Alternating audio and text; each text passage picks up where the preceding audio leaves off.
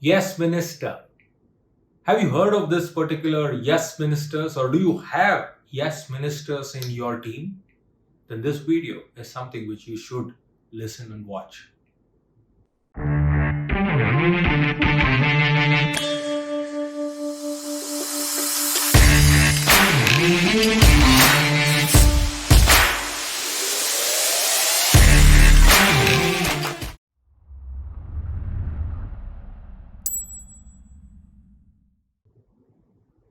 Hey folks, welcome to CSK Speaks. I am CSK and I am an educator. Let me begin with a story.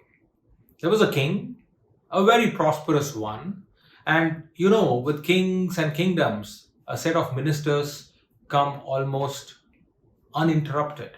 So he had his own set of ministers. And for all those ministers, there was a prime minister, a chief minister of sorts, who was the head of all these ministers, who used to report to the king every day on a daily basis. Now, one fine day, the king, in his darbar or in his meetings, asked this question.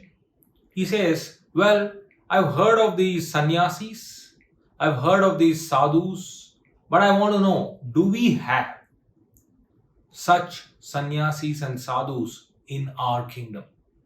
I want to really understand what is happening on the ground. So, my ministers, give me your report. Without even blinking an eyelid, the chief of the ministers stood up and he started to say what the king wants to listen. Now, I'll take a detour here. Normally, when it comes to reporting, there are two kinds of people who report. Re- Type 1 is they call a spade a spade. They tell the truth and they don't care about the repercussions. They just go on and tell what is the truth. Ideally, we would like to have such kind of people in our teams. But the type 2 is more prevalent. What is the type 2? Type 2 are the people who tell what you would like to listen, which is pleasing to your ears. They want to please your ears. They want to tell you what you would like to listen, and only that, far from the reality on the ground.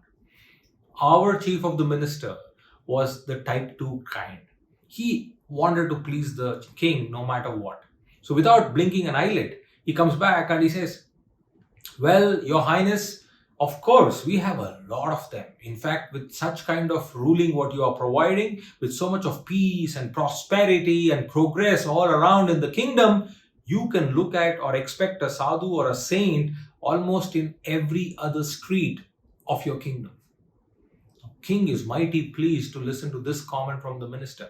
He says, well, then, please arrange a meeting with one such saint or a sadhu. I would like to interact with that person personally. Now, this is where the chief of the ministers gets into a trap. And the trap was laid by him for himself. Well, as every other minister can think of, our minister also was smart enough. He said, all right, king, I'm going to make some arrangements. Give me some time. And the matter passed. 2 weeks, 3 weeks later, the king kept on asking the minister as to what happened to that meeting with the saint. Minister came up with creative excuses every now and then, but finally the king had lost it. He had lost his patience, so he said, well, Mr. Minister, if I don't get to meet that saint or sadhu within the next 1 week, you might as well be on your way out of your position as the chief of ministers. So this was a death knell. This was a warning bell for that minister. So he had to make things happen now, sooner than later. So he arranges to find a boy, quite handsome, well-built boy, and pick him up, train him to be acting like a sadhu or a saint, because in reality, there were hardly any in the kingdom. So the minister tries to find somebody, an imposter of sorts, and then puts him under a tree, arranges for everything, trains him how he should behave when the king arrives, and then arranges the meeting with the king and the saint. Or in our case, the imposter saint. King is all excited, minister is little cautious, And then the final appointed day arrives where the king and his family, accompanied by all his followers, walk to that particular tree where the sadhu is seated. Now, looking at the sadhu, king prostrates before him and offers him the fruits, the gold, and everything, and takes his blessings. King further goes the extra mile where he touches the feet of the sadhu. Now, looking at all this, the sadhu is mighty pleased, but he had clear instructions from the minister not to open his mouth. But he went against the script and says, "Well, king, it's nice to see you, but please take away all these offerings because I am a saint, I am a sadhu, and I have nothing to do with all these worldly materialistic pleasures. Please take them away." King is mighty pleased to even look at this particular sadhu, and now with this particular response, he has become a fan because he has offered him gold, he has offered him food, he has offered him clothes, he has offered him respect, and the sadhu just accepted the respect and returned back all the materialistic stuff. So the king is very, very happy that such a noble soul is in his kingdom. With a lot of reverence, king and his family returns back to the palace. Now the minister is supremely happy that this boy whom he trained just a week ago is performed beyond his expectations. So he calls that boy and says, "Well, you have acted more than I have expected. Here's your gift, here's your fee, whatever we have agreed on. Go ahead and enjoy your life, but make sure you are not visible anymore in this kingdom." Now, here's the twist in the tale.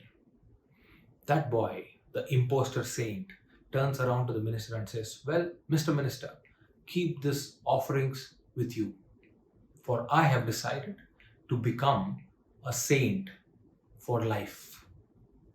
Minister could not understand. It's like, "Hello, acting is over. Your time is over. Get back to your normal life and go far away from this palace and kingdom."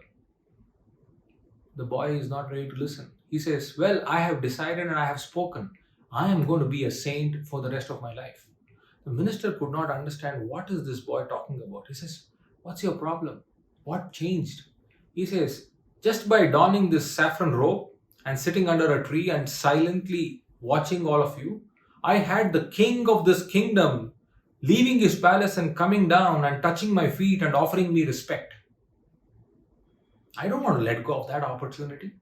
If by keeping silent and donning this saffron cloth, I'm going to get this kind of respect and position in the society and in the palace and in the kingdom, might as well live this life for the rest of my life. What will I do with these riches and wealth when I don't have that respect and that particular importance?"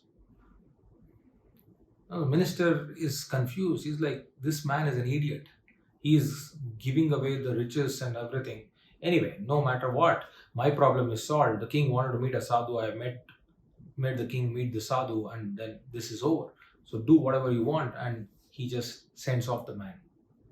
Now that is the end of that particular story, but that's a beginning of something which I really want to share with you. We all play different roles. We all play different roles in our daily lives. Some contexts, we are imposters. We are behaving like somebody for someone else. But once you are behaving like somebody, once you're putting the cap or the mask of somebody else for some reason, for some situation, there are two possibilities. And that is what I want to talk to you about. One is the imposter possibility, and the second one is the self-compassion possibility. Keep the story in your mind and look at these lines. If you behave like an actor for the sake of acting, then you continue to be an imposter. But if you behave an actor and be a part of the act, then you start self-empathizing. You got the difference, right? Now, if you are an imposter, just an actor who's acting for the sake of it, then this is what is your predominant thought processes. One, I am fake. Yeah, you start thinking I'm fake and you live that act of fakeness. But if you are really into that particular character and you believe that you're doing it for a particular reason, then you have self compassion. And when you have self compassion, you take it as this is new to me. This is a new role to me, which I am playing. So I am fake versus this is new to me. If you are an imposter again, the thought process which comes to you after being fake is I am not smart enough for this job. I just had it, I just found it, and I have to play it. That's the thought. But if you have self compassion, is I am learning. I can become this by giving a little more effort. Okay, that's the second thought process. The third thought process, if you are an imposter, your thought process is nobody will even believe this, nobody will listen to my advice, I just have to get on with it. But if you are having self compassion, then you say that my opinions and my new role matters to people. As simple as they might sound, but the minute you have the self compassion mask or the cap, the way you're going to impact the society and the people around you is totally different. Like this man who got by chance to play a role of a sadhu or a saint, but he went on to live his life forever because he understood that that new role can be his for the rest of his life. So, friends, every time you don a new hat, you play a new role, my advice and my request is do not play that role just for the sake of playing the role. Don't become an imposter. Go that extra mile and be self compassionate. Thank you very much for watching CSK Speaks.